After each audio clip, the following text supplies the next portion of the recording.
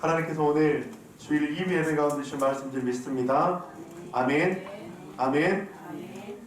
9월 첫 주 첫날 예배에 오신 성도님들 환영합니다. 잘 오셨습니다. 우리들이 세상을 살아갈 때 일터나 학교나 가정이나 교회나 살다 보면 내 주위에 누가 있는가에 따라서 참으로 달라지는 일들이 참 많은 것 같아요. 내 주위에 어떤 사람이 있는가 참으로 중요한 것 같습니다. 여러분들 좌우를 한번 보시겠어요? 여러분들 주위에는 어떤 사람이 있습니까? 왜냐하면 우리 모두는 누군가에게 영향을 주기도 하고 영향을 받기도 하기 때문입니다.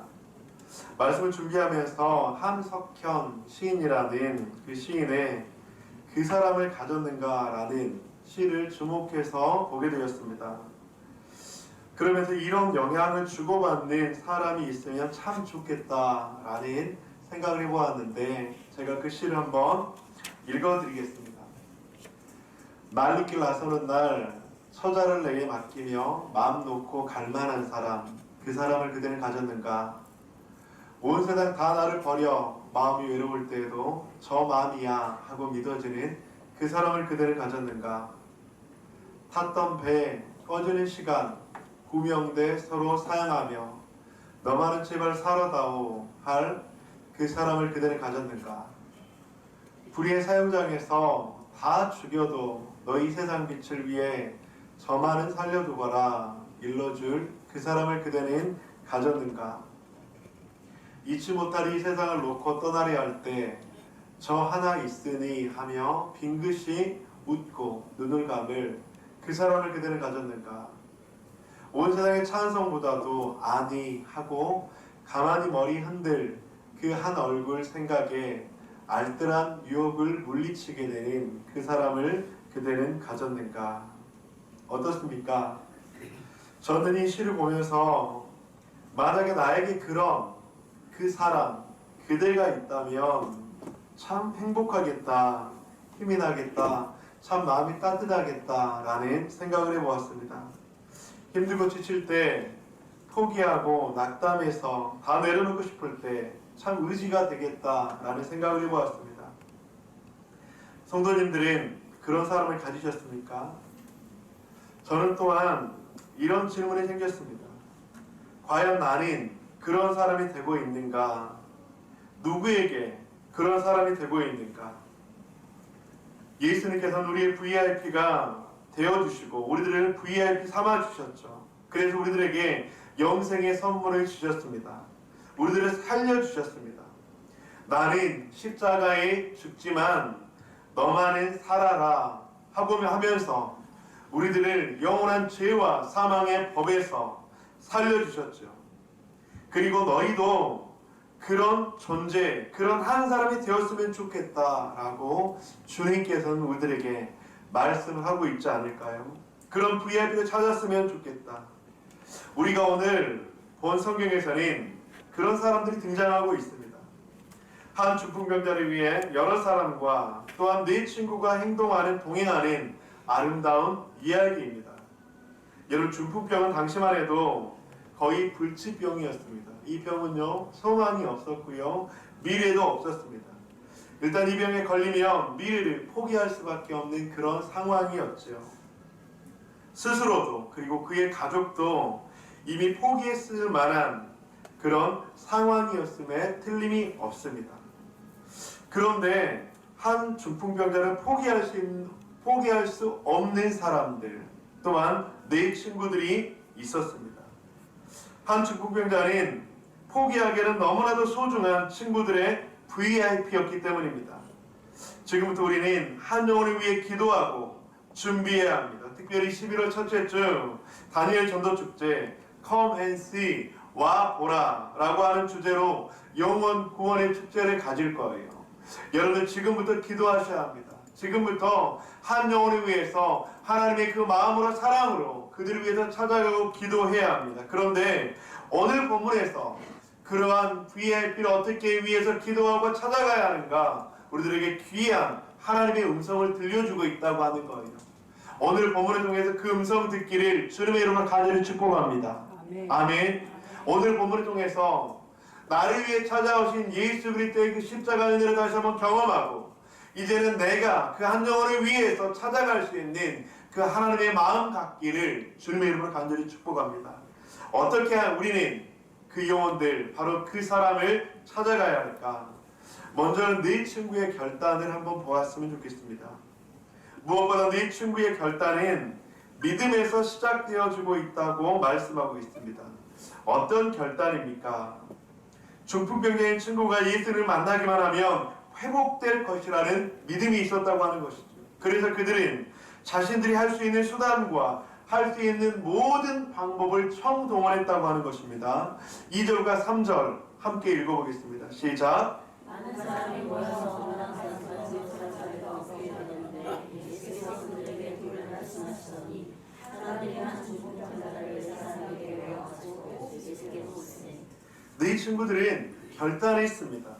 그리고 친구를 들것에 실어 예수님께 데리고 왔죠. 그리고 어떻게 되셨습니까? 그 중풍병자는 회복이 되었다고 하는 것입니다.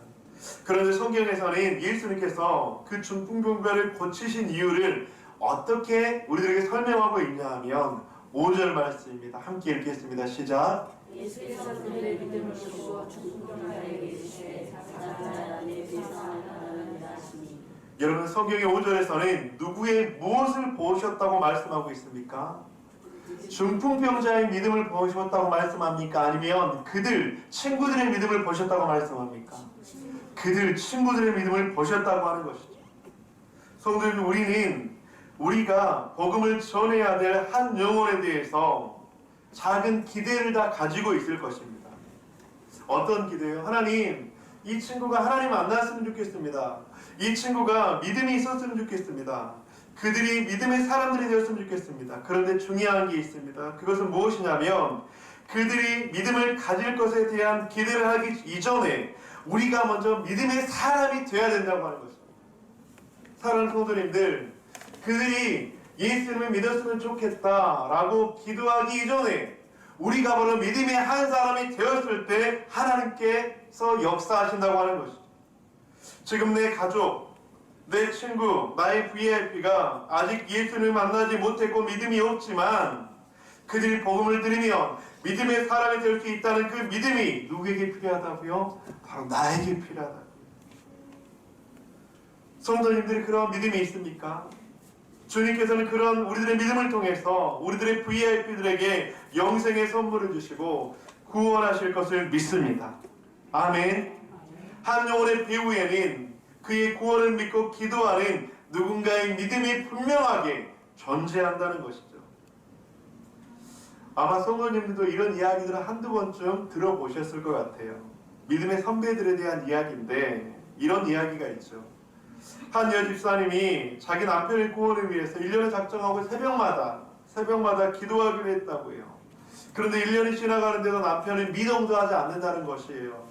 좀처럼 변화의 징조가 없었던 것이죠.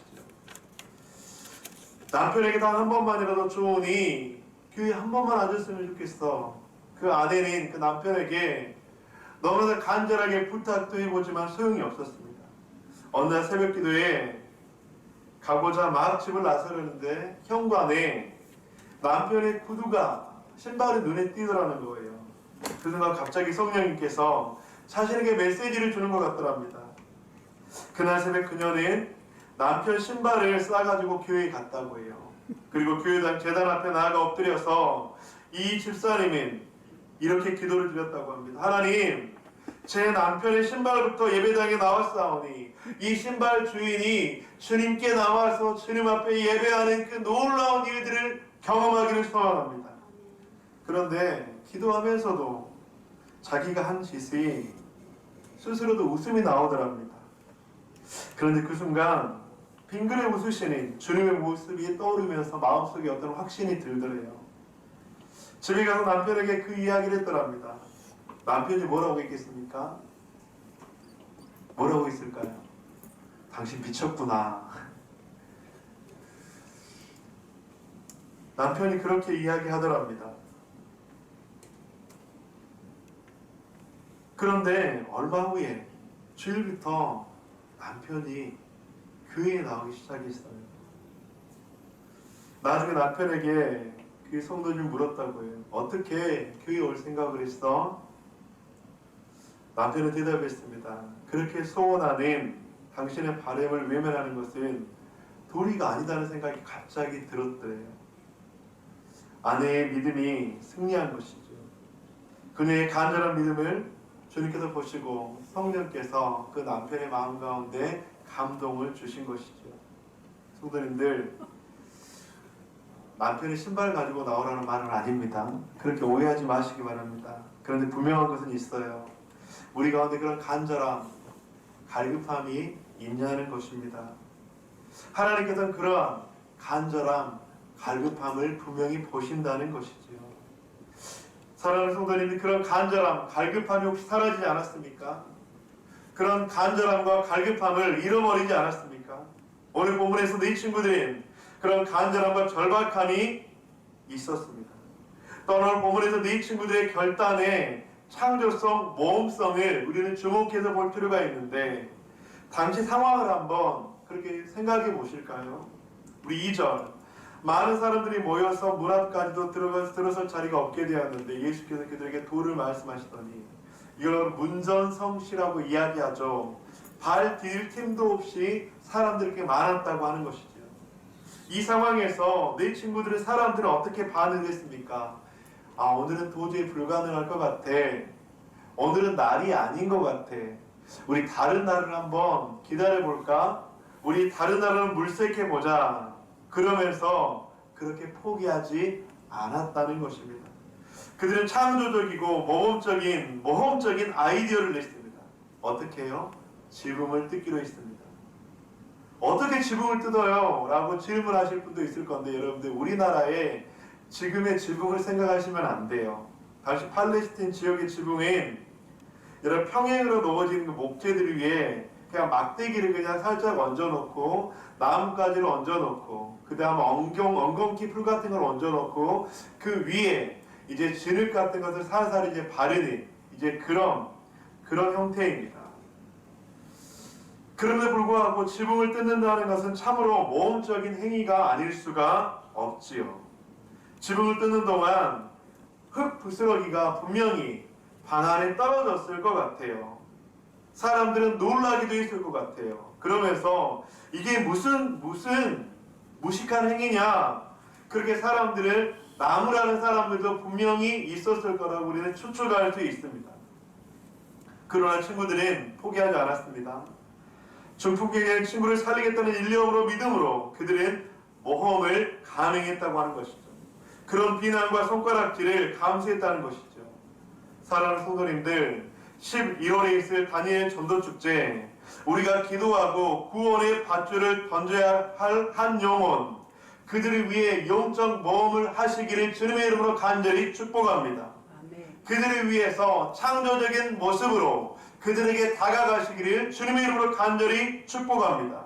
그래서 그들이 복음의 축제장에 나올 수 있도록 지금부터 영적으로 기도하시고 준비하시는 부에 그들에게 찾아가시는 저와 여러분들 되시기를 주님의 이름으로 간절히 축복합니다. 아멘. 분명히 방해도 있을 거예요. 분명히 반대도 있을 거예요. 분명히 비난하는 소리도 있을 거예요. 분명히 비난하는 반대하는 사단의 공격도 있을 것입니다. 하지만 우리가 모험을 가지고 창조적으로 그렇게 그들에게 다가간다면 하나님께서 새로운 길을 열어주실 줄 믿습니다. 여기서 우리가 한 가지 또 지나칠 수 없는 대목인 네 친구들의 결단과 희생이라고 하는 것입니다. 그들은 이 일을 위해서 일부러 많은 시간들을 냈겠지요. 지붕을 뜯는 과정에서 사람들의 비난과 항의의 목소리를 들었는데 그것들도 분명히 극복을 했을 거예요. 아마도 친구가 거침을 받은 후에 그 집 주인은 이 지붕값을 보상해라 라고 하는 이야기도 분명히 있었을 수도 있습니다. 대가를 지불하지 않고 위대한 일은 절대로 이루어지지 않습니다. 희생 없는, 대가 없는, 지불 없는 구원은 없습니다.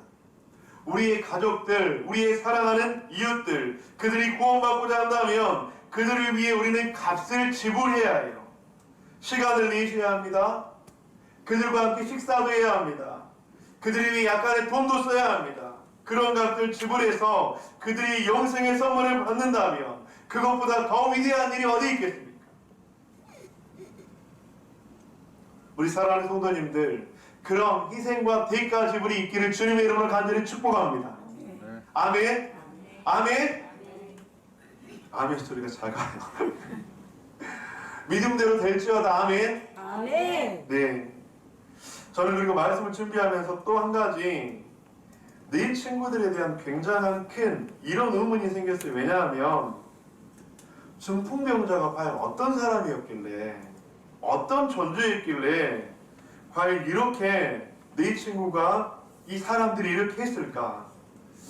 여러분, 얼마나 대단한 존재였길래 왜 이렇게 중풍병자를 위해 지나칠 정도로 모험을 하고 희생을 한 것일까? 여러분들, 보통 사람의 상식을 뛰어넘지 않나요? 가족이라고 이야기하고 있지도 않아요. 어떤 주석에는 뭐 이 사람이 주인이었다, 아니면 친한 친구였다라고 이야기하는데, 얼마나 대단한 사람이었길래 이 중풍병자를 위해서 4명 그리고 다른 사람들이 지붕을 뜯어가면서까지 이렇게 헌신을 하고 희생을 한 것일까? 왜 이렇게까지 하는 거지? 그러면서 함석현 그 시인의 이 대목이 다시 한번 떠올랐습니다. 어떤 대목이냐면, 온 세상이 나를 다 버려 마음이 외로울 때에도 저 마음이야 하고 믿어지는 그 사람을 그대는 가졌는가? 탔던 배 꺼지는 시간 구명대 서로 사양하며 너만은 제발 살아다오 할 그 사람을 그대는 가졌는가? 그러면서 이 중풍병자에 대해 생각을 해봤는데, 이 중풍병자는 바로 그런 사람을 가진 사람이라고 하는 것입니다. 그러면서 이 중풍병자가 불쌍하게 보이지 않았습니다. 야, 이 중풍병자는 불쌍한 사람이 아니라 너무나도 행복한 사람이구나. 이 중풍병자는 불쌍한 사람이 아니라 너무나도 많은 것을 가진 사람이구나 라고 하는 것이 생각이 났습니다. 그러면서 나 자신, 우리들이 한번 생각해 보았습니다. 여러분들은 어떻습니까? 여러분들 행복한 사람들입니까? 여러분들 그런 사람을 가진 사람들입니까? 어쩌면 우리는 중풍병자는 아니지만요, 우리들의 영혼은 죄의 마음이 되어서 사지가 움직이지 못하고 죄의 노예가 되어서 자유롭지 못한, 미래도 소망도 없는 그런 사람 아니었습니까? 모든 사람들이 다 포기할, 모든 사람들이 다 내려놓는 그런 사람들은 아니었습니까?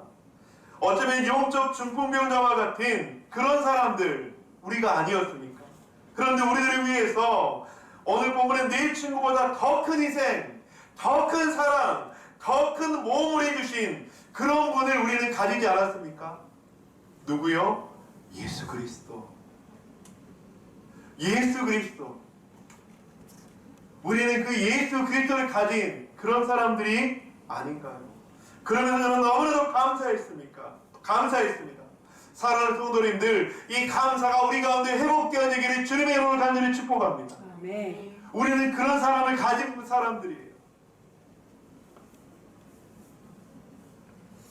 둘째로 오늘 본문에서 보고 싶은 것은 바로 중풍병자가 받은 선물이었습니다.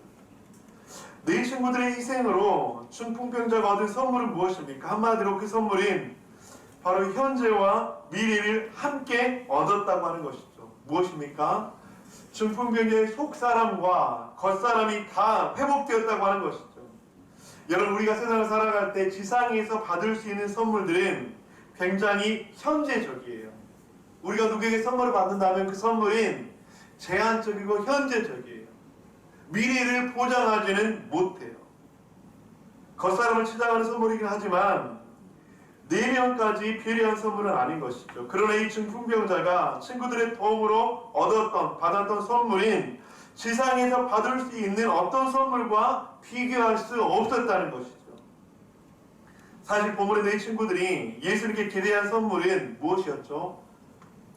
중풍병의 회복, 치유였잖아요. 그런데 예수님 앞에 나온 그에게 예수님께서 하신 첫 번째 선물, 선언이 무엇이었냐면, 우리 5절 말씀 함께 다시 한번 읽어보겠습니다. 시작. 예수께서 그들의 믿음을 보시고 중풍병자에게 이르시되 자전하라 내 제사함을 받았느니라 하시니 이 내 친구들의 사람들은 이 중풍병을 회복하기를 원했는데 예수님께서 가장 먼저 이 중풍병자에게 행한 것은 중풍병의 회복이 아니었습니다. 왜 이렇게 하셨을까요? 예수님께서 이 중풍병자의 육신의 연약함에 관심이 없었을까요? 그렇지는 않아요. 11절을 보면 내가 내게 이르노니 일어나 내 상을 가지고 집으로 가라 하시니 하나님께서 이 중풍병을 회복하셨다는 거예요. 성도님들, 이런 질문을 드려보고 싶어요. 육신의 치유가 우선일까요? 영혼의 치유가 우선일까요? 우리 주위에는 이렇게 말씀하시는 분들이 종종 있어요. 내 육신의 문제가, 육신의 치유가 해결되면, 내 문제가 해결되면 그때 교회 나갈게요. 예수님 믿을게요.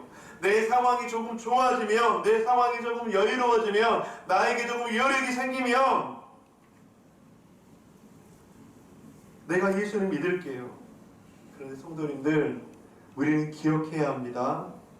나에게 있는 여력, 나에게 남아있는 잉여 에너지로 신앙생활을 하지 않아야 해요. 나에게 힘이 있어서 예배드린다면, 나에게 여유가 있어서 예배드린다면 예수님은 우리에게 위대하신 분이 아니세요. 예수님은 나의 짜투리 시간에 나의 남는 시간에 만나는 그런 분이 될 수밖에 없어요. 여러분들, 예수님은 그런 분이 아니세요. 예수님은 내 남는 시간에, 짜투리 시간에, 잉여 시간에 찾는 그런 분이 절대로 아닙니다.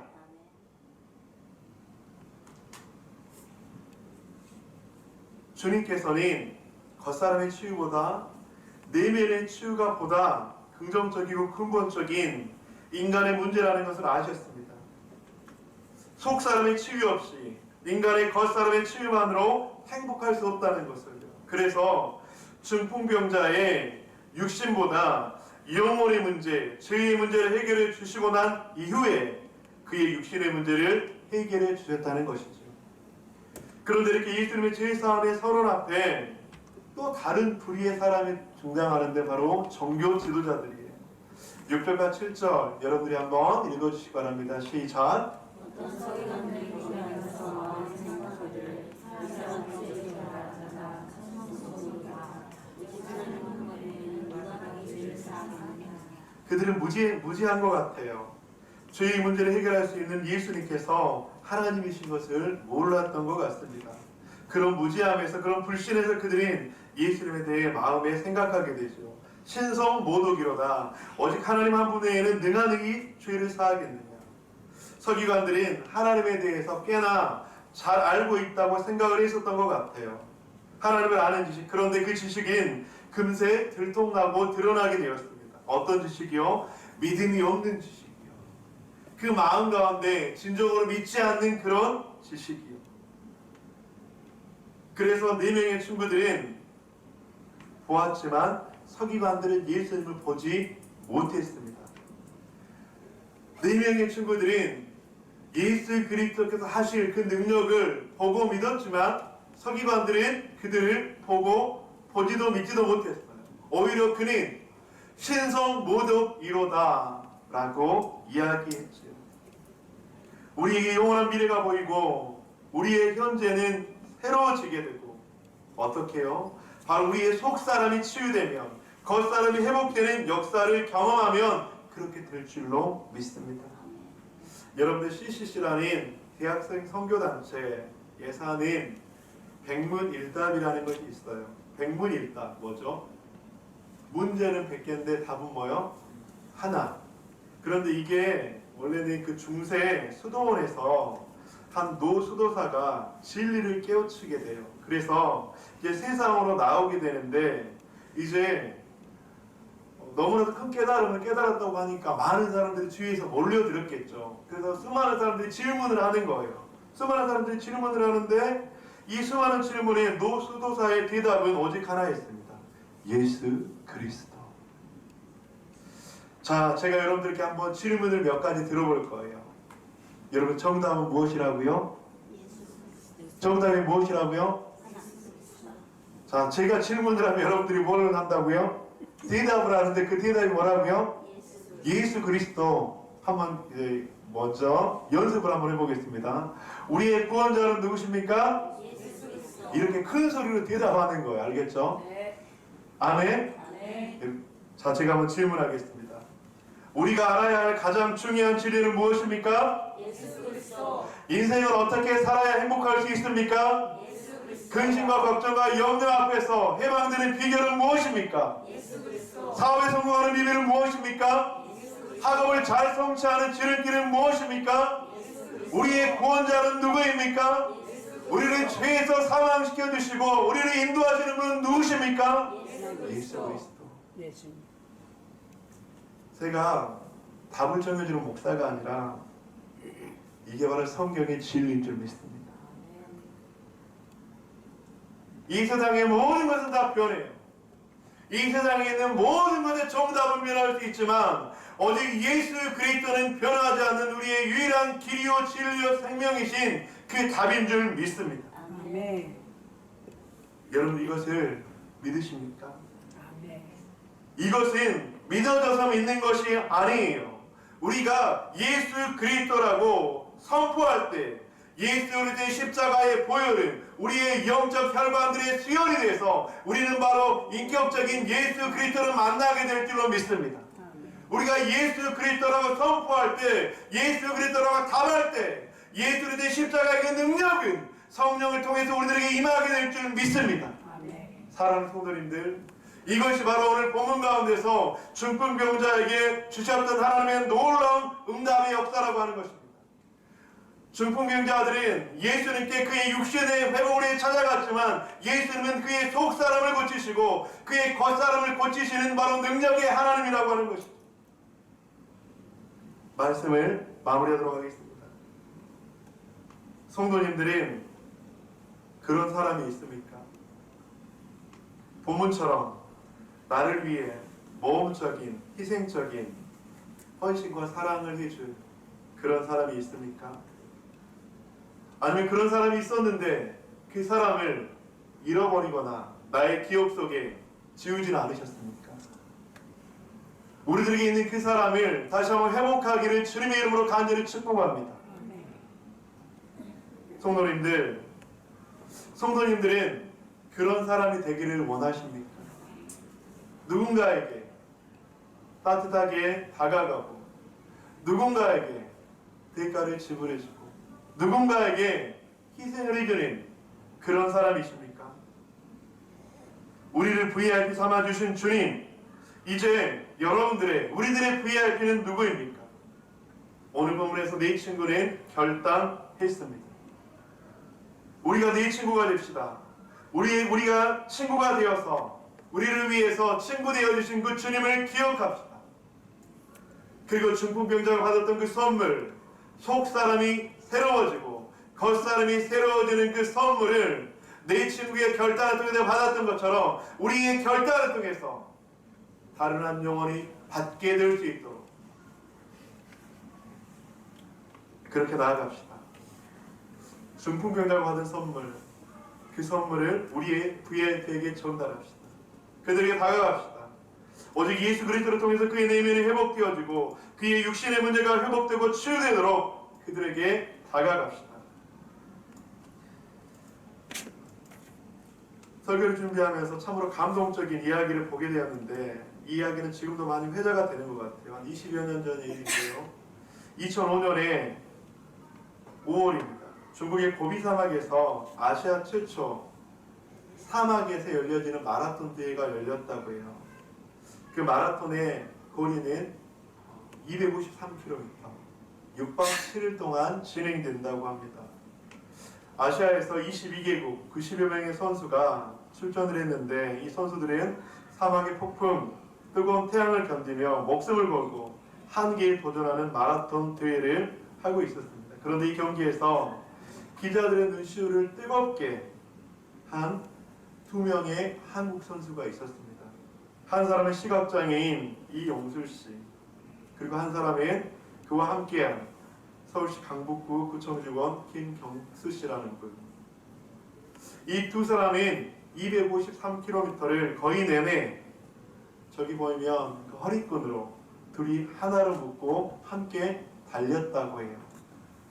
저는 이 이야기를 보면서 나의 모습, 우리의 모습이 떠올랐습니다. 어쩌면 사막과 같은 광야를 보내는 우리, 어쩌면 그 광야의 길을 걸을 때 포기하고 싶고 내려놓고 싶지만 그 상황 속에서 우리를 붙들어 주시고 절대 놓지 않으시는 하나님의 그 놀라우신 사랑, 다 포기하고 싶고 다 내려놓고 싶지만 그 묶여진 그 끈을 부여잡고 우리의 손을 이끌어 주시는 예수 그리스도. 사랑하는 성도님들, 이 예수 그리스도의 십자가의 보혈의 능력과 은혜가 있었기에 지금 우리는 이 자리에서 예배하게 되는 줄 믿습니다.